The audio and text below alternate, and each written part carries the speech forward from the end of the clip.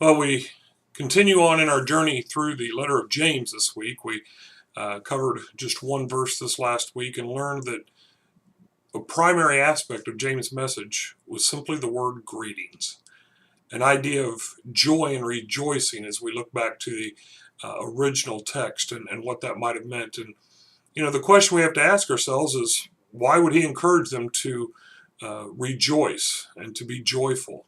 Or this idea of greetings, as we say in the English. And well, largely, but he addresses that in the next couple of verses when he begins to talk about the persecution and the trials that they are facing. I don't know about you, but when I think about being under trial or being persecuted or tested in some way, I don't often think of rejoicing in that fact. I think about how to get out of it. I think about what to do to get through it. Sometimes I lament that I'm going through it. But for James, he says rejoice. He encourages others to rejoice. And the question we have to ask then is why? Well, first off, joy is not something that comes from our circumstances.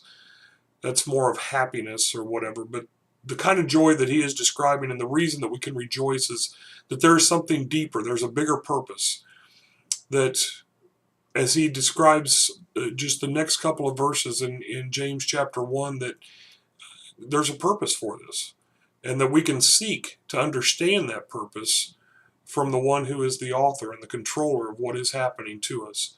The fact that we have joy is no less than the fact that Jesus died for us, that Jesus has paved a way for us, that we have an eternal joy and the ability to eternally rejoice through our circumstances because of what he's done. Doesn't make it easy in the day-to-day. But this week we're going to talk about the reason that rejoicing is possible and the plan and the purpose that God has for it in our lives. I hope you'll join us. Thanks.